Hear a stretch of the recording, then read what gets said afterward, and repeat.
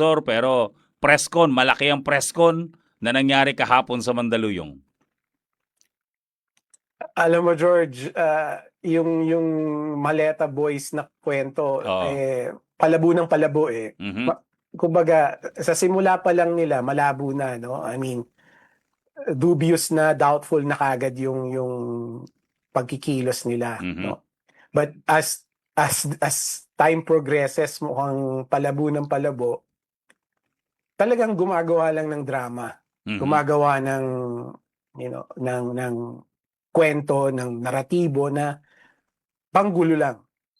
So that's my impression of it eh. Kasi alam mo kasi simple lang ang ano ko eh, ang dahilan ko eh. Kasi kung meron ka talagang hawak na ebidensya, I mean, evidence, proof, ang natural instinct mo is ilapit ito doon sa makakagamit noon, no? And to me, that is the ombudsman.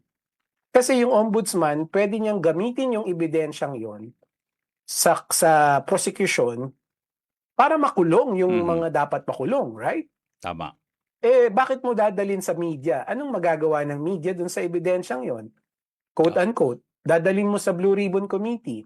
Anong magagawa ng Blue Ribbon Committee doon, di ba? So, ang lumalabas nito, gusto mo lang ng exposure, gusto mo ng media attention, di ba? And doon pa lang, nagdududa na ako doon sa veracity ng evidence. Kasi downright false ang mga pinagsasabi ng mga ito para sa inyo, attorney. I do not know kung false or truth. Ang masasabi ko lang is, kung talagang totoo sa kanilang perspektibo, kung talagang totoo yung hawak nilang ebidensya, para sa akin, ang natural na instinct is ilapit ito sa ombudsman.